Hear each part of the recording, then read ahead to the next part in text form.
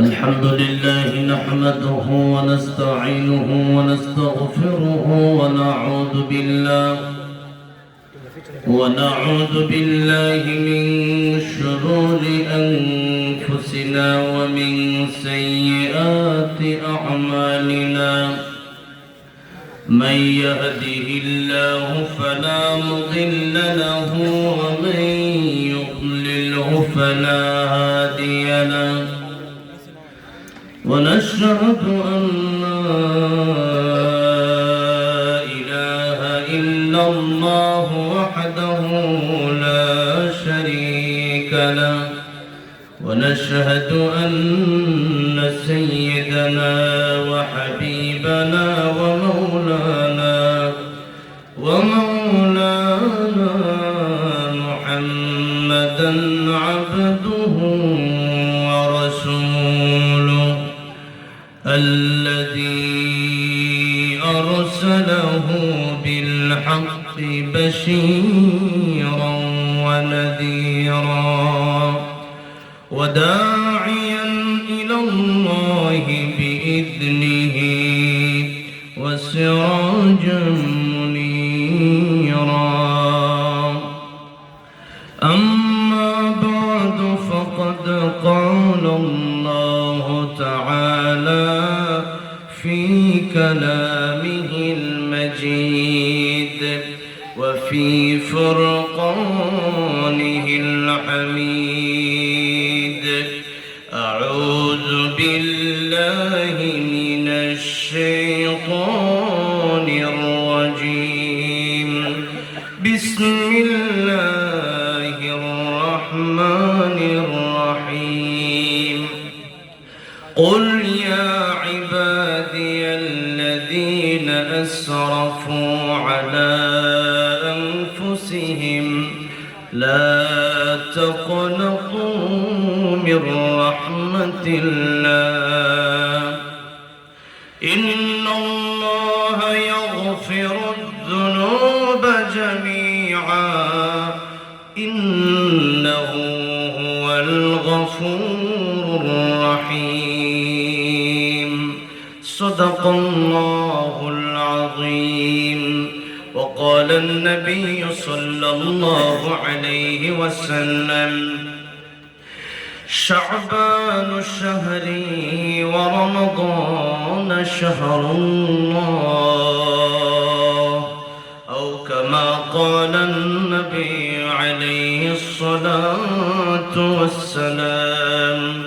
وقال النبي صلى الله عليه وسلم: إن الله ليطلع في ليلة النصف من شعبان فيغفر لجميع خلقه إلا لمشرك أو مشاح، أو كما قال النبي عليه الصلاة والسلام.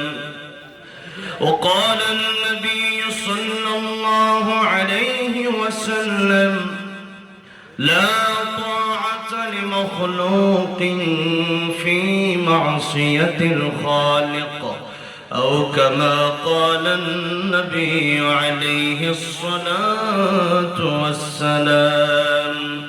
وقال تعالى في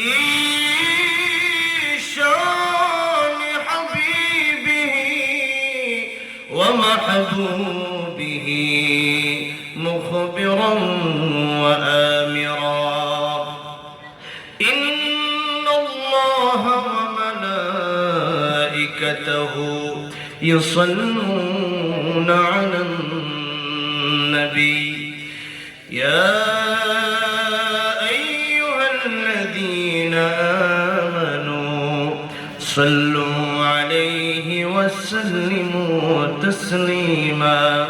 اللهم صل على محمد وعلى آل محمد كما صليت على إبراهيم وعلى آل إبراهيم إنك حميد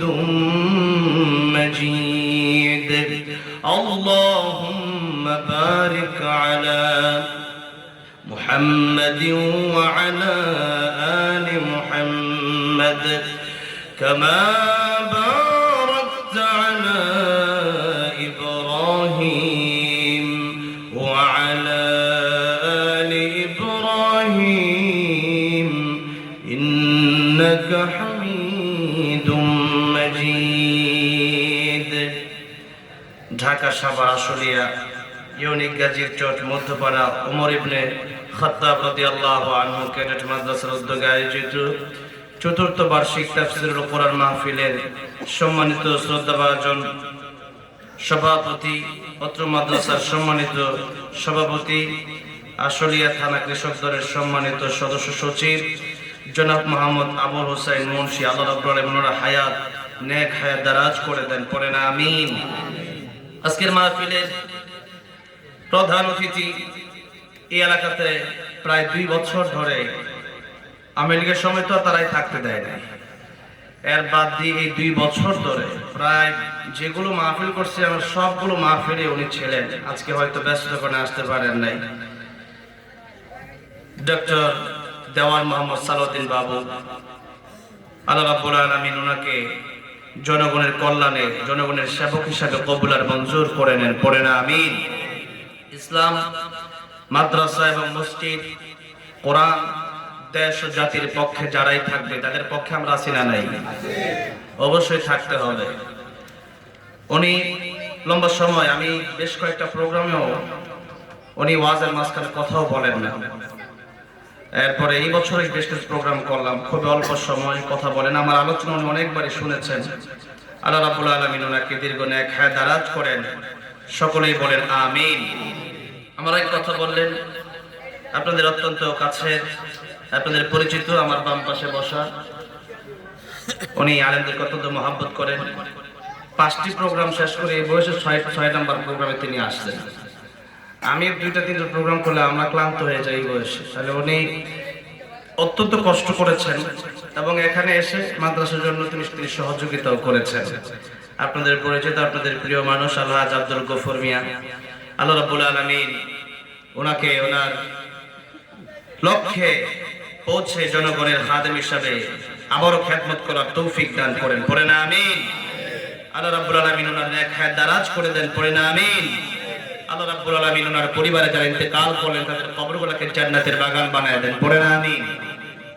আমার ডান পাশে এবং বিভিন্ন জায়গায় বসা আছেন আমাদের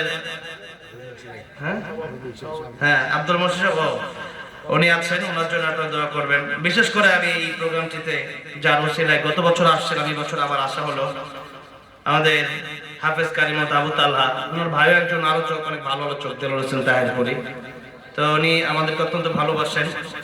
বিশেষ করে আমাদের আগে যিনি আলোচনা করলেন, আমার অত্যন্ত শ্রদ্ধাভাজন ব্যক্তিত্ব, আলেমে দ্বীন। আমি বাংলাদেশে হাতে গোনা কয়েকজন আলেমের সাথে আমার গভীর সম্পর্ক। কাউসার আহমদ হাসানি ভাইয়ের সাথে আমার গভীর সম্পর্ক। তিনি আর বাড়ি ব্রাহ্মণবাড়িয়াতে, ব্রাহ্মণবাড়িতে গেলে 1টি টাকা উনি আমাকে বিল দিতে দেয় না। এটা টাকার সম্পর্ক না, যদিও এই 200-400 টাকা খাওয়ানোটা বড় ব্যাপার না, বরং বলতেছি যে গাড়িতে যাওয়ার সময় উনি গাড়িটা আটকে খাওয়ায় দেয়, আবার সিলেট থেকে আসার সময় আবার খাওয়ায় দেয়। আমি রাত্রি জাগর করে ওনার বাসায়, কাউসার আহমদ হাসানি ভাই বিবাড়ি ওনার বাড়ি, আলেমদের সাথে খুব গভীর সম্পর্ক এবং উনি একজন ব্যবসায়ী। আল্লাহ পাক ওনার ব্যবসায় বারাকা দান করেন, পড়েন আমিন।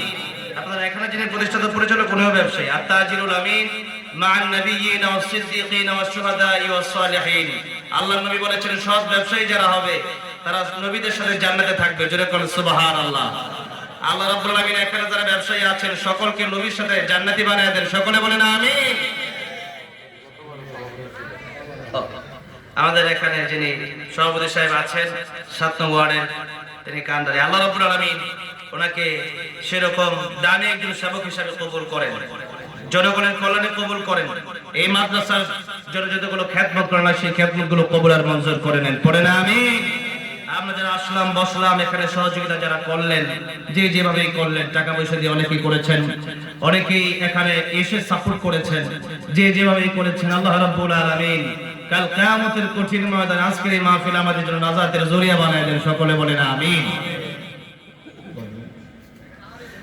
আল্লাহ সুবহান মুহিয়ান গুরিয়ান রব্বুল ইজ্জত ওয়াল জালালের আলিশান দরবারে হৃদয়ের গভীর থেকে প্রাণ খুলে শুকরিয়া আদায় করি যে মহান রব্বুল ইজ্জত ওয়াল জালাল আমাদেরকে বাংলাদেশের এই কঠিন সময়ে এত সুন্দর একটি প্রোগ্রামে আসার বসার তৌফিক টুকুন দান করলেন। হৃদয়ের গভীর থেকে প্রাণ খুলে আল্লাহর মহব্বত আর ভালোবাসা অন্তরে নিয়ে জবান ছেড়ে দিয়ে এক যুগে সকলেই পড়ছি আলহামদুলিল্লাহ।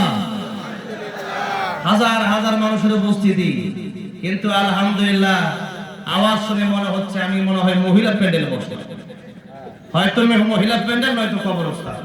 এটা কি মহিলা প্যান্ডেল, কবরস্থান, নাকি আমরা কাপুরুষ, নাকি আমরা বীর পুরুষ? বীর পুরুষের মতো জবান ছেড়ে দিতে হবে। যে আল্লাহ জবান দিয়েছেন সে আল্লাহর জবান দিয়ে আল্লাহর নামের ধ্বনি উচ্চারণ করতে হবে। সকলেই জোরে সোরে পড়ছি আল্লাহু আকবার। সকলেই পড় আল্লাহুম্মা বারিক লানা ফি রজব ওয়া শাবান ওয়া বাল্লিগনা রমাদান। পড়েন আমিন। শাবান মাসে রজবের দোয়া করেছেন, ওলামায়ে কেরামগণ বলেছেন দোয়া যদি এটা কেউ করে আল্লাহ যদি কবুল করে নেয় আগামী রজবে আল্লাহ হায়াত বাড়ায় দেবে। তাহলে এই দোয়া আমরা এখনো ধরে এরকম আমল করতে পারি, এখনো আমরা কন্টিনিউ আমল করব বলে ইনশাআল্লাহ। অল্প আমল আমি স্টেজে আসছি, এই মাহফিলটাতে খুব অল্প কথা বলি আমি। মাহফিলটা খুবই মাহফিলটা প্যান্ডেল যদিও ছোট, শিক্ষিত পার্সনরা এখানে বেশি বসা, গ্রামের লক্ষ লক্ষ মানুষ, আর এখানে 100 মানুষ, তার চেয়ে বেশি কঠিন ওয়াজ করে এখানে। তো সেই জন্য মূল কিছু কথা বলবো, এতটুকু আগে বোঝেন যে কথা হবে অল্প, কিন্তু আমাদের নিয়ত থাকতে হবে আমরা এখানে বসছি কার রহমতের আশায়, আল্লাহর রহমত। আর এই শাবান মাসটা হচ্ছে গুনাহ মাফের মাস। কিসের মাস? গুনাহ মাফের মাস। সামনে আসতেছে 2-3 দিন পরেই লাইলাতুল নিসফি মিন শাবান, কিছুদিন পরেই আসতেছে রমজানুল মুবারক। আমরা সেই সম্পর্কে কিছু আলোচনা করব বলে ইনশাআল্লাহ। মাদ্রাসা সম্পর্কে কিছু আলোচনা করব। তার আগে নিয়তটাকে আমরা সহি করে নিই। যেহেতু আমরা অনেক সময় মাহফিলে বসি কেন, যে একটু গরম গরম কথা, একটু সুরসারের কথা, একটু গজল। আর আমি মাহফিলে বসার আগে আমার কানে কানে বলে গেছে আযানও দেওয়া লাগবে। তো কোন ওয়াক্তের আযান দেব? তো ফজর পর্যন্ত থাকবেন না আপনারা। তো সেই পর্যন্ত মোটামুটি একটু আমাকে অনেক রকম ইচ্ছা, সব ইচ্ছা বাদ দিয়ে আমরা বলবো কার রহমতের আশায়, এবং আমরা বলবো আমাদের গুনাহ মাফের আশায়। আপনাদের দীনকে ইয়াকফিকাল আমালুল কলিল। নবীজি বলেছেন অল্প আমল আমাদের জন্য যথেষ্ট হয়ে যাবে, যদি আমলটা হয়ে যায় ইখলাসের সাথে, যদি আমলটা হয়ে যায় আল্লাহর জন্য। কার জন্য? উনি এখানে আমি দেখলাম দান করছে, বড় মোটামুটি ভালো বাঙালি দান করছে, কত প্রকার দান করবে, তো দান করছে যে। তো বিভিন্ন জায়গায় গেলে তো মানুষ প্রার্থীরা বা চেয়ারম্যান সাহেব দান করে, বড় ভাবে ঘোষণা দেয়, তাই না? উনি যখন দান করলেন যে কোনো দান করেছেন, কয় টাকাটা বলার প্রয়োজন মনে করেন, এটা হলো আসল দান, ঠিক না? ঠিক, বলার দরকার নাই। কিয়ামতের মাঝে 7 শ্রেণীর লোককে আরশে আজিম নিচে ছায়া দেওয়া হবে। এক শ্রেণীর লোক হচ্ছে তারা যারা ডান হাতে দান করলো, বাম হাতে দান করলো, ধরে কোন সুবহানাল্লাহ। এমন দানের দরকার ভাইরা বলে। তাহলে নিয়ত যদি ঠিক থাকে আমলের দাম আছে, নিয়ত যদি ঠিক না থাকে আমলের দাম আছে, নিয়ত যদি ঠিক না থাকে নামাজের দাম আছে। এখানে যে মাহফিলে বসতে দাম আছে, মাহফিলে যারা বসে আলোচনা শুনছেন, নবীজি বলেছেন এক একটা আয়াত যদি তোমরা বোঝার চেষ্টা করো আমার উম্মতেরা, 100 রাকাত নফল নামাজ পড়লে যে সওয়াব হতো তার চেয়ে বেশি সওয়াব আল্লাহ তোমাদের আমলনামায় দান করে দেবেন। আর নিয়ত যদি ঠিক না থাকে, আল্লাহর নবী বিশ্ব নবী রাহমাতুল লিল আলামিন বলেন কিয়ামতের ময়দানে আল্লাহ রাব্বুল আলামিন যখন বিচার শুরু করে দেবেন, আল্লাহ রাব্বুল আলামিন শহীদকে ডাকবেন, শহীদ এদিকে আসো, তোমার বিচার হবে। তুমি আমার দিনের জন্য কি করেছিলে? শহীদ থেকে বলবে আল্লাহ তোমার দিনের জন্য শহীদ হয়েছিলাম, জীবনটাই তো বিলিয়ে দিয়েছিলাম। আল্লাহ রাব্বুল আলামিন বলবেন তুমি মিথ্যা বলছো, তোমার শহীদ হন আমি আল্লাহর দরবারে কবুল হয় নাই, মঞ্জুর হয় নাই। তোমার শহীদ হওয়ার ইচ্ছা ছিল, দুনিয়ার মানুষ তোমার শহীদ বলবে, দুনিয়ার মানুষ তোমার বাহবা দেবে। তুমি শহীদ হওয়ার পরে দুনিয়ার মানুষ তোমার শহীদ বলে ফেলেছে, দুনিয়ার মানুষ তোমার বাহবা দিয়েছে।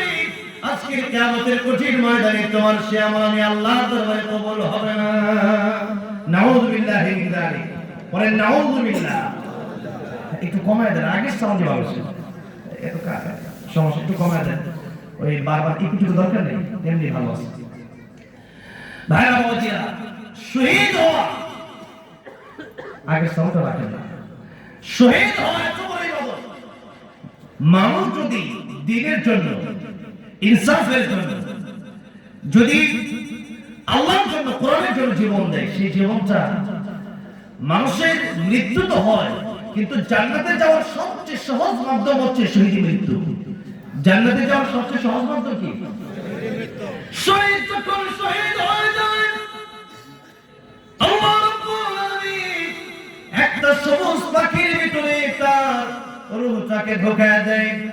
অতঃপর আল্লাহ রাব্বুল আলামিন জিজ্ঞাসা করেন শহীদের, তোমার কি আমার কাছে কোনো কিছু চাওয়ার আছে কি?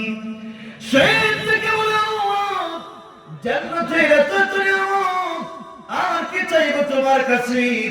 আল্লাহ রাব্বুল আলামিন তখন বলেন শহীদের, তোমার যদি আর কোনো ইচ্ছা থাকে বলতে পারো। শহীদ তখন ডেকে বলে, আল্লাহ রাব্বুল আলামিন, হে প্রভু, আমার জান্নাতের ভিতরে আসার পর আর কোনো ইচ্ছা নাই, একটা ইচ্ছা মনের ভিতরে জাগ্রত হয়। ওই ইচ্ছাটা হচ্ছে, আমি যদি আবার একটা জীবন পেতাম, আমার যদি একটা শত শত জীবন যদি আমি পেতাম, আর সেই জীবনগুলো যদি তোমার রাস্তায় আমি শহীদ করে দিতে পারতাম, তোমার রাস্তায় বেড়ে দিতে যদি পারতাম, আর যদি তুমি খুশি হয়ে যেতাম। এরকম একটা জীবন শহীদ করে আমার মন ভরে নাই, আমি শত শত জীবনকে তোমার রাস্তায় শহীদ করে দিতে চাই। আল্লাহু আকবার। শত শত জীবন যদি তুমি আমার দিতা, সেই জীবন আমি তোমার রাস্তায় বিলিয়ে দিতে পারলে খুশি হতাম। সুবহানাল্লাহ, আল্লাহু আকবার। এটা হলো শহীদের চাওয়া, শহীদের চাওয়া। সেরকম শহীদ হয়েছে, কিন্তু আল্লাহ বলবে তোমার শহীদ হওয়া আমি আমার মঞ্জুর হয় নাই। কেন? তোমার ইচ্ছা ছিল দুনিয়ার মানুষ তোমাকে শহীদ বলবে, এতটুকু নিয়তের কারণে তোমাকে জাহান্নামে যেতে হবে। নাউজুবিল্লাহ বলে, একজন মানুষ শহীদ হওয়ার পরেও তাকে জাহান্নামে যেতে হবে। হাদিস শরীফের বক্তব্য। এরপর আল্লাহ রাব্বুল আলামিন আলেমকে ডাকবেন, শাইখুল হাদিসকে ডাকবেন, মুফতিকে ডাকবেন, মুহাদ্দিসকে ডাকবেন, বড় বড় হুজুরকে ডাকবেন, বড় খতিব, বড় ইমামকে ডাকবেন। শাইখুল হাদিস, বড় ইমাম, বড় খতিব, বড় মুফাসসির, যদি এতটুকু নিয়তটা থাকে যে মানুষ আমারে বড় হুজুর বলবে, মানুষ আমার বড় বক্তা বলবে, মানুষ আমার বড় মুফাসসির বলবে, মানুষ আমার বড় নেতা বলবে, মানুষ আমার বড় শাইখুল হাদিস বলবে, আল্লাহ বলেন তোমার দুনিয়ার চাওয়া দুনিয়াতেই পূর্ণ হয়ে গেছে। আল্লাহ এই অবস্থা আমাদের জন্য ঠিক না। আল্লাহ এই নিয়ত থেকে তুমি আমাদেরকে হেফাজত করে, জোরে বলেন আমিন। আল্লাহ ইখলাসের সাথে আমাদেরকে কথা বলার তৌফিক দান করে, জোরে বলেন আমিন। আজকে দেশে লেবাস এরকম জুব্বা অনেক আছে, সবাই কি খাঁটি হুজুর? সবাই কি খাঁটি হুজুর? এই হুজুরদের ভিতরে গ্রুপিং কম না বেশি? বেশি না? যত হুজুর এক হুজুর এক হুজুরের বিরুদ্ধে লাগে, সাধারণ মানুষ সবাই, কিন্তু হুজুর হুজুরের বিরোধী, হুজুর হুজুরের বিরোধী। আজকে ভিডিওতে মোবাইলে দেখলাম এক বেটা একটা কুত্তা আর একটা ছাগল দিয়ে গাড়ি বানাইছে, দেখছেন নাকি? একটা কুত্তা একটা ছাগল দিয়ে গাড়ি বানাইছে, কুত্তার ছাগল এক লগে গাড়ি চালাবে। এরপর বেটা যখন গাড়ি উঠাই ধরে আমরা কুত্তা ছাগল খাবে থাকে। তো এক সাংবাদিক প্রশ্ন করছে যে আপনি যেমন গাড়ি বানাইছেন, যদি এটা ঠিক হচ্ছে না, এটার বিরুদ্ধে প্রশাসনের ব্যবস্থা নেবে, এটা এরকম বুবা পারে কি কোনো কষ্ট তো ঠিক হচ্ছে না, এটা তো গাড়ির জন্য না, কুত্তা ছাগল গাড়ির জন্য নাকি? তো এই কুত্তা একদিকে ছাগল একদিকে, দুইটারে যখন দুই পাশে দিছে, এখন সাংবাদিক জিজ্ঞেস করছে আপনি দুইটা কুত্তা এক লগে দিতেন নাহলে দুইটা ছাগল এক লগে দিতেন, আপনি একদিকে কুকুর আর একদিকে ছাগল দিলেন কেন? এইরকম তো আমি যদি একদিকে কুকুর একদিকে মানে দুই দিকে একই কুকুরই হয়, যেটা আনকমন হয়ে গেল, তো আনকমন হইতে পারবো না। সাংবাদিক বললো দেখেন একদিকে কুকুর আরেকদিকে ছাগল, দুইটা একভাবে গাড়ি টানে, দুইটা দুই দিকে মুখোমুখি হয়, কুকুর ছাগলের কামড় দেয় না, মানে এরা কত সুন্দর গাড়ি চালায়, মানে মালিকের কথা শুনে। আর হুজুররা এক হুজুর যদি আরেক হুজুরের দোষ পায় তাহলে হয়েছে একেবারে ওই হুজুরের বিরুদ্ধে বলতে পারলে মনে করে আমার চেয়ে বড় হুজুর কেউ নাই। তাহলে আমি আজকে আমার বিষয় এটা, আমার বিষয়ই হুজুর প্রতি অস্ত। আমরা ঠিক না হতে পারলে আমরা জনগণ ঠিক হবে কেমন, ঠিক না? খতিবটা ঠিক না হলে মুসল্লি ঠিক হবে কেমনে? ইমাম ঠিক না হলে কর্মী ঠিক হবে কেমনে? ঠিক না? ঠিক আমাদের ঠিক হবে। এজন্য কুকুর ছাগল একভাবে চলে, এটা কখনো বাংলাদেশের জন্ম থেকে দেখতে হইতেছে। বাংলাদেশের জন্ম নিয়ে কত কিছু দেখতে পারি, এই দেশে না হাতে থাকাই যায় না। এই দেশে কুকুর আর ছাগল এটা করে দেখা যায়, তুই হুজুর একটা হয়ে যায় না। তুমিও বক্তব্য ভাবে তুমি খালি তুমি শুনছি, তুমি আলিয়া, তুমি কবি, তুমি ঘুর, তুমি খারাপ, এই হইলে আমাদের মারামারি আর জনগণ দেখে আমাদের তামাশা, ঠিক না? আজকে আমাদের ওয়াজের সাবজেক্ট ঠিক একটা হাদিস পড়ছি না, একটা হাদিস আপনারা একটু সামনে গেলে বুঝবেন কত গুরুত্বপূর্ণ কথা। দাদা আলেম খেলা দেখে বলবেন লেবাস পড়ছি না, লেবাস পড়ছি না, হুজুর সাজছি না, কিন্তু ভেতরে তোমার তাকওয়া ছিল না। ভিতরে ছিল সব 2 নাম্বারই, ভিতরে কি ছিল? 2 নাম্বারই। এরকম 2 নাম্বার হুজুর আছে না? ভিতরে 2 নাম্বারই। ওয়াজের ভিতরে নাচ আছে, এমন হুজুর আছে। নাচও ওয়াজের ভিতরে, এমন হুজুর। হুজুর হয়েও শুধু খায়, হুজুর। এরকম যদি হয় তাহলে এই হুজুর গোলা কি হলে বেতন জানা? সৌদি আরবে দেখছি বহু জুব্বাওয়ালা আছে, জুব্বা উড়াই আছে। সৌদির বিয়ার অনুষ্ঠান সার দিয়ে ইউটিউবে দেখবেন বহু হুজুর আছে যারা জুব্বা গায়ে আছে। এরপরে পায়জামা তো পরেই না, আর কিছু লোক জুব্বা পরে একবার টাকন নিচ্ছে, কাপড় পরে হালাদা হারাম। যারা টাকন নিচ্ছে কাপড় পরে 24 ঘন্টা গুনাহ হয়। তাহলে এই যে টাকন নিচ্ছে কাপড় পরে ওটা সব জানো দিতেছে। আবার আপনি দেখবেন রবীন্দ্রনাথ ঠাকুরের দাড়ি বড় বড় ছিল, তাহলে লম্বা দাড়ি রাখলেই বড় হুজুর হওয়া যায় না। এরপরে দেখবেন ভারতের যে আগের যে প্রধানমন্ত্রী ছিল নরেন্দ্র মোদীর আগে নাকি মনমোহন সিং, পাগড়ি পরে না, দেখবেন পাগড়ি পরে। আমি ভারতে গিয়ে দেখছি ওই শিখের মানে যারা শিখ এরা কিন্তু পাগড়ি পরে, এদের পাগড়ি আমাদের চেয়ে সুন্দর হয় দেখতে, কিন্তু এরা পাগড়ি পরে কেন হুজুর? ভিতরে বিরা পাগড়ি পরে, ভিতরে বিরা দাড়ি রাখে। আবার সৌদি আরবে যুবকরা নাচো, তাহলে কি যুব বলিবার হুজুর হওয়া যায়? মনে করে আমি একজনে ধইরাই না, এখন যুব পড়াই দিলাম, এবার দাড়ি রাখো, এরপরে পেলাম তুমি বক্তা হয়ে যাও, বক্তা হয়ে গেল হইল। তার মানে হুজুর হওয়াটা, আলেম হওয়াটা এটা শুধু উপরে লেবাসে বলা যাবে না, বরং ভেতরে উপরে যেমন লেবাস ঠিক থাকবে, ভেতরে তাকওয়া এবং আল্লাহর ভয় এবং নিয়ত খালেস হওয়া দরকার আছে না নাই? আল্লাহ রাব্বুল আলামিন আমাকে দেখবেন আর দেখে আল্লাহ রাব্বুল আলামিন বলবেন, আলেম দুনিয়াতে তুমি ছিলা লেবাসদারি আলেম, আজকে তুমি জান্নাতে যেতে পারবা না। ও ফেরেশতা, আলেমকে ধরো, টেনে হেঁচড়ে তাকে জাহান্নামের দিকে নিয়ে যাও। বড় শাইখুল হাদিসেরা জাহান্নামে চলে যাবে, বড় হুজুরেরা জাহান্নামে চলে যাবে, বড় লেবাসদারিরা জাহান্নামে চলে যাবে। এরপরে আল্লাহ রাব্বুল আলামিন দানবীরকে ডাকবে, দানবীর দিয়ে আসো, তুমি কি করেছিলা? দানবীর বলবে, আল্লাহ তোমার দিনের জন্য দান করেছিলাম। আল্লাহ রাব্বুল আলামিন বলবেন, দানবীর তুমি মিথ্যে কথা বলছো, আমার দিনের জন্য তুমি দান করো নাই। দুনিয়াতে দান করেছিলে মানুষ যেন তোমার বড় দানবীর বলে, আজকে কিয়ামতের ময়দানে নিয়ত যেহেতু ঠিক ছিল না, ইন্নামাল আ'মালু বিন্নিয়াত, নিয়ত ঠিক না থাকার কারণে আজকে আমি আল্লাহ রাব্বুল আলামিনের কাছ থেকে তুমি কোনো পুরস্কার পাবা না, কোনো জাযা পাবা না, কোনো প্রতিদান পাবা না। আর ফেরেশতারা তাকে টেনে হেঁচড়ে জাহান্নামের দিকে তোমরা নিয়ে যাও। সুতরাং বোঝা গেল শহীদ হলেও জান্নাতে যাওয়া যাবে না যদি নিয়ত ঠিক না থাকে। আরে ভালো জান্নাতে যাওয়া যাবে না যদি নিয়ত ঠিক না থাকে। আবার দানবীর হলেও জান্নাতে যাওয়া যাবে না যদি নিয়ত ঠিক না থাকে। নবীজি 3 জনের কথা বলেছেন, বাকি 3 জনের কথা বলে বুঝিয়েছেন।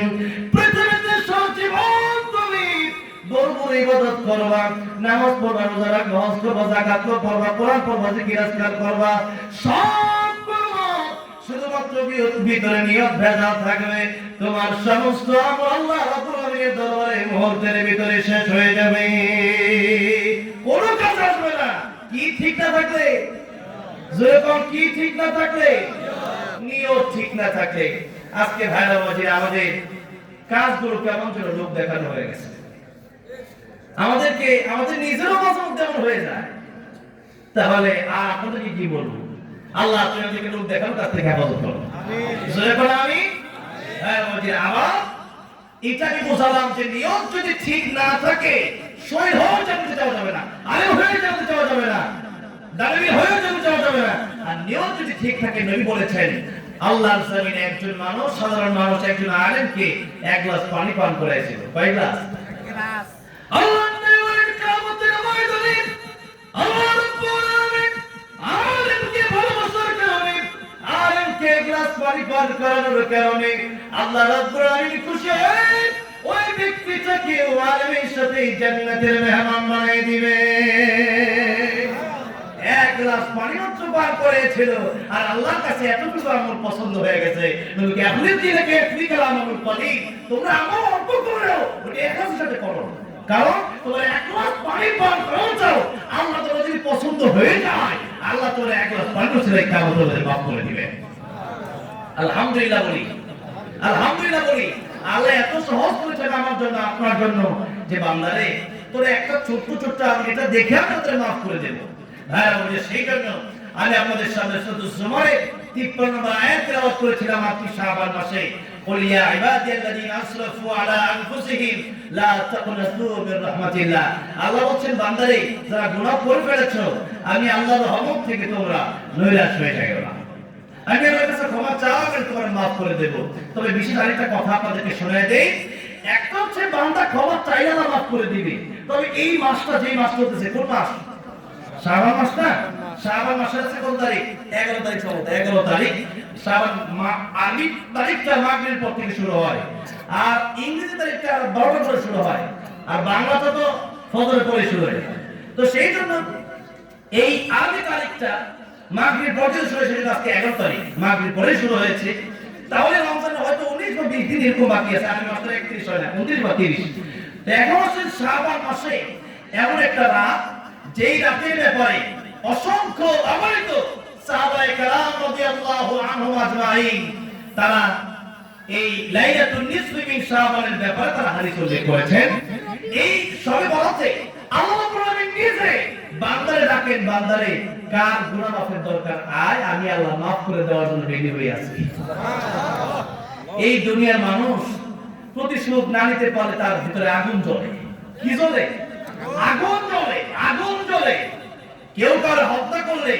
তারে উল্টা হত্যা না করা পর্যন্ত তার আগুন জ্বলে আর আল্লাহ রাব্বুল আলামিনের কত নাফরমানি আমরা করলাম আল্লাহ এত রিজিক এত নিয়ামত হায়াত বরকত এত রহমত দেওয়ার পরেও আল্লাহ এত নাশকরি এত নাফরমানি আমরা করলাম আল্লাহ রাব্বুল আলামিন বলেন বান্দারে আলামিন মুস্তাগফিরিন ফাগফিরনা বান্দারে কার গুনাহ আছে আসো আমি আল্লাহ maaf করে দেওয়ার জন্য তোর কাছে চলে আসি আল্লাহু আকবার আল্লাহ বলেন ডাকে ও বান্দা আলামিন মুস্তাগফিরিন ফারজুকাহু কার রিজিকের প্রয়োজন আসো আমার কাছে চাও পৃথিবীর মানুষের কাছে চাই লাভ নাই একবার দিবা তিনবার চাইও এটা নারাজ হয়ে যাবে আমি আল্লাহর কাছে চাও আমি আল্লাহ हर गरीब नेक तो तैयार है जो ना मांगे उससे तो बेजार है আমি আল্লাহর কাছে চাইলে পরে আমি আল্লাহ খুশি হয়ে যায় আর না চাইলে আমি আল্লাহ বেজার হয়ে যাবে সুবহানাল্লাহ আমার ভাই আমার বাবাদের এই অত্যন্ত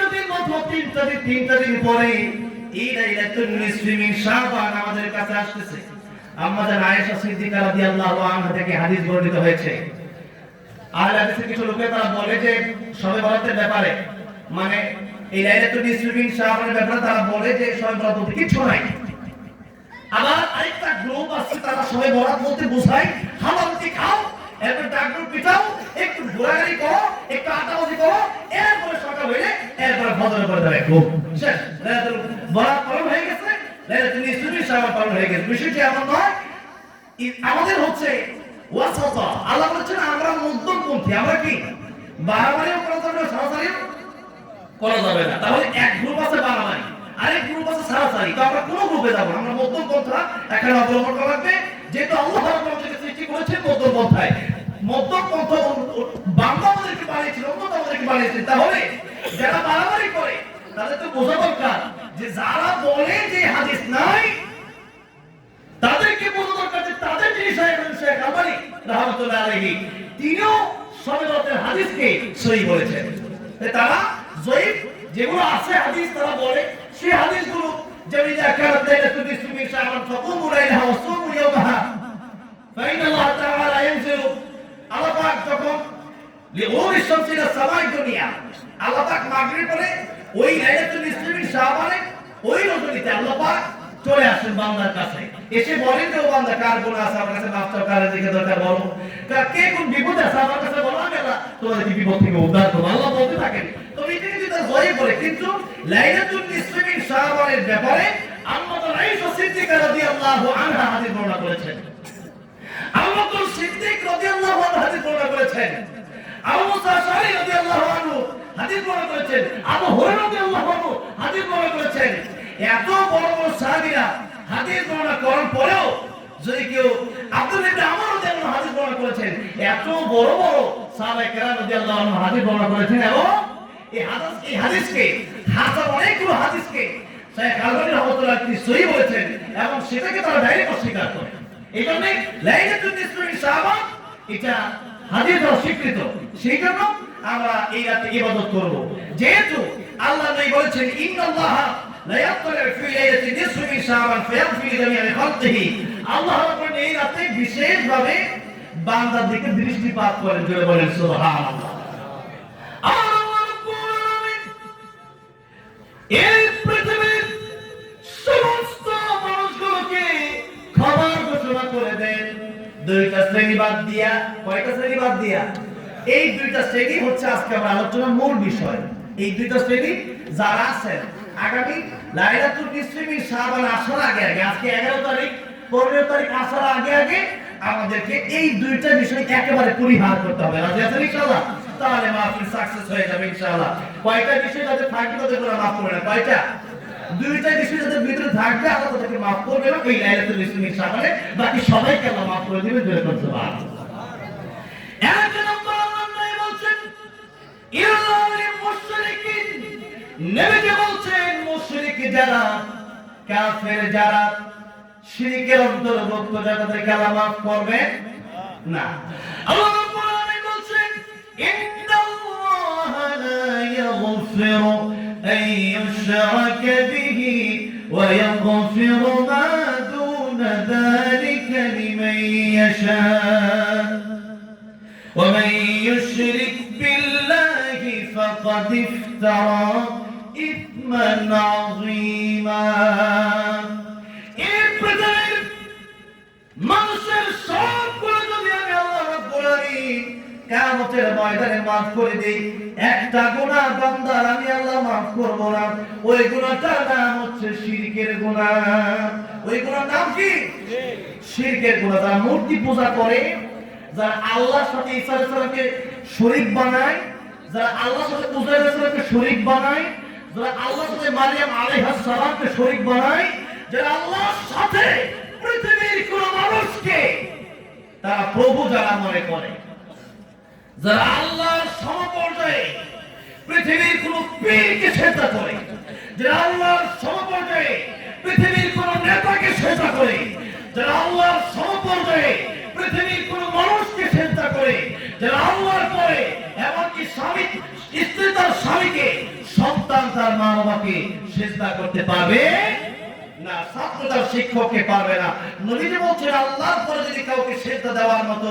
যদি সিস্টেম থাকতো আমি বলতাম পৃথিবীর নারীরা তোমরা তোমাদের স্বামীর পায়ে সেজদা করবে আল্লাহু আকবার এটা সেজদা করার কথা বলা হয়নি কি বলা হয়েছে যদি সিস্টেম থাকতো তাহলে আমি বলতাম কিন্তু সিস্টেম নাই এটা বলে স্বামীর মর্যাদা বাড়ানো হয়েছে তাই অন্য হাদিসে নবী বলেছেন পৃথিবীর অধিকাংশ নারীরা জাহান্নামে চলে যাবে অধিকাংশ নারীরা জাহান্নামে চলে যাবে এর মধ্য থেকে সেই নারীরা জাহান্নামে যাবে যাদের ভিতরে দুইটা গুনাহ আছে কয়টা গুনাহ এক নাম্বার গুনাহ যারা স্বামীর অবাধ্য হয় স্বামীর সাথে নাফরমানি করে স্বামীর সাথে ঝগড়ায় লিপ্ত হয় স্বামীকে যেমন মনে চায় তেমন বকালিগালাজ করে এমন মহিলা কোথায় যাবে জাহান্নামে যাবে আরেক ধরনের মহিলা আছে যারা কথায় কথায় মানুষকে লানত দেয় আরো কিছু মহিলা আছে যারা বেপরদায় থাকে আরো কিছু মহিলা আছে যারা দায়ুস আরো কিছু মহিলা আছে যারা কথায় কথায় একজন দোষ অপরজনের কাছে বর্ণনা করে গীবত করে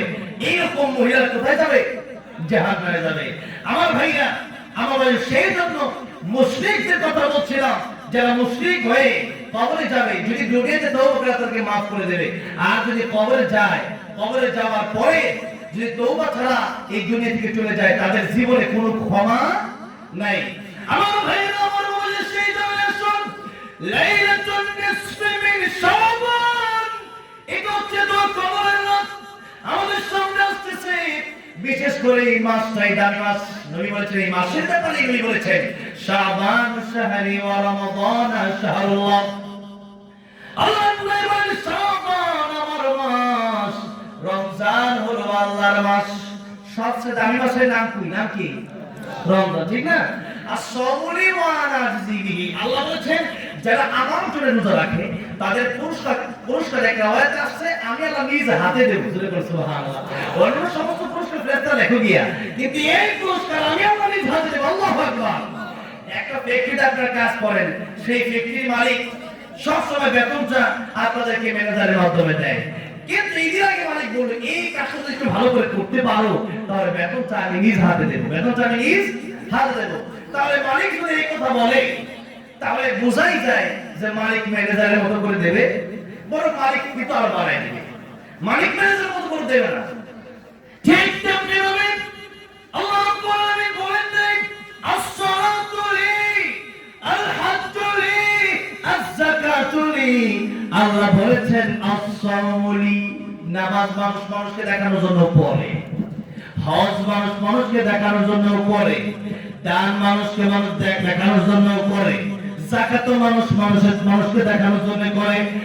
একটা মাত্র ইবাদত রমজানুল মুবারকের রোজা, সেই রোজাগুলো বান্দা মানুষ দেখানোর জন্য করে না, বান্দা করে কেবলমাত্র একজনের ভয়ে দিনটা চলে যায়, কলিজাটা ফেটে যায় পানির পিপাসায়, খোদার যন্ত্রণায় কলিজাটা ফেটে যায়। এরপরেও বান্দা পরিপান করে না, এরপরেও বান্দা খাবার খায় না, বান্দার কষ্ট হয়। ইফতারের আগে 5টা মিনিট বাকি আছে, পানির পিপাসায় কলিজাটা ফেটে যায়, এরপরেও বান্দা পরিপান করে না। একবার ইফতারের দিকে তাকায়, আরেকবার গরিব দিকে তাকায়, বান্দা এই যে পানি পান করে না, এই যে খাবার সে খায় না, একটাই কারণ, জবান করে বলেন কার ভয়? আল্লাহ।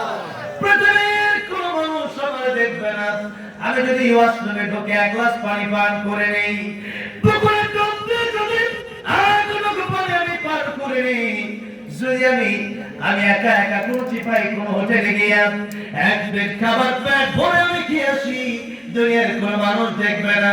তবে যে ব্যক্তি রোজাদার সে ব্যক্তি এটা বিশ্বাস করে এই পৃথিবীর কোন মানুষ আমার খাওয়া দাওয়া আমার পড়ানো দেখতে না পারে, কিন্তু একজন থেকে আমার দেখবেন সেই মহান আল্লাহ রাব্বুল আলামিনের ভয়ে সেই লোকটা পানি পান করে না, খাবার খায় না। তাই আল্লাহ বলছেন এই পৃথিবীতে যত আমল আছে সব দেখানোর জন্য করা গেলেও একটা আমল মানুষকে দেখানোর জন্য করা যায় না। আসসামুলি, সেটা হচ্ছে রোজা। রোজা বান্দা আমার জন্যই রাখে, আর রোজার পুরস্কার এক রাতে আসছে আমি আল্লাহ আমার নিজ হাতে দেব, আরেক রাতে আসছে রোজার পুরস্কার আমি আল্লাহ নিজেই তার জন্য পুরস্কার হয়ে যাই। ওয়া নাউযু বিহি, আমি আল্লাহ নিজেই সেই বান্দার জন্য পুরস্কার হয়ে যাই। আল্লাহু আকবার। আর বাবা চিন্তা করা যায় সেই রমজান মুবারক আমাদের সামনে আসছে, সেই রমজান থেকে নবীজি রমজানের প্রস্তুতি নিতেন, নবীজি দোয়া পড়তে একটু আগে পড়েন না, আল্লাহুম্মা বারিক লানা ফি রজব ওয়া শাবান ওয়া বাল্লিগনা রমাদান। রজব শাবানে বরকত দাও, রমজান পর্যন্ত হায়াত বাড়াও, নেক আমলের তৌফিক দাও, রজব শাবানে বরকত দাও, রমজান পর্যন্ত হায়াত বাড়াও। পড়েন আমিন। আমিন। সেই রমজান মুবারকের দোয়া রজব থেকে আল্লাহর কাছে চাইতেন, আর শাবানের ব্যাপারে নবীজি বলেন শাবান শাহরি ওয়া রমাদান শাহরুল্লাহ। রমজান আল্লাহর মাস, শাবান আমার মাস, নবীজি এই মাসকে এত গুরুত্ব দিলেন কেন? নবী নিজের মাস যেটাকে বলেছেন ওই মাসে দাম আছে না নাই? দাম আছে না? নবীর সাথে যার সম্পর্ক তার দাম আছে। নবী যখন মক্কায় কোরআন নাযিল হয়েছে সেখানে যেই সূরাগুলো মক্কায় নাযিল হয়ে গেছে সেই সূরাগুলো কোন সূরা? মাক্কি সূরা। আবার নবী যখন মদিনায় গিয়েছেন, মদিনাতুল মুনাওয়ারায়, সেখানে যে সূরাগুলো নাযিল হয়েছে সেই সূরাকে কি বলা হয়? মাদানী সূরা। নবীজি মদিনায় যাওয়ার আগে সেই জায়গার নাম ছিল ইয়াসরিব। নবী যখন মদিনাতুল মুনাওয়ারায় চলে গেলেন তখন থেকে সেই জায়গার নাম হলো মদিনাতুর রাসূল, মদিনাতুল মুনাওয়ারা সাল্লাল্লাহু আলাইহি ওয়াসাল্লাম। তাহলে মদিনাতুর রাসূল নাম হয়ে গেল। আগে ছিল ইয়াসরিব। ইয়াসরিব নামে তুমি ছিল অলক্ষণের দেশ। বড়ই মারাত্মক ছিল তোমার পরিবেশ। নবীর ছোঁয়া পেয়ে হলে সোনার মদিনা। সব বলিব কিন্তু তোমায় বলতে পারে সে হলো সোনার মদিনা হয়ে গেছে। এখন 1 রাকাত নামাজ পড়লে 1000 রাকাত মতন করে 50,000 রাকাত নামাজ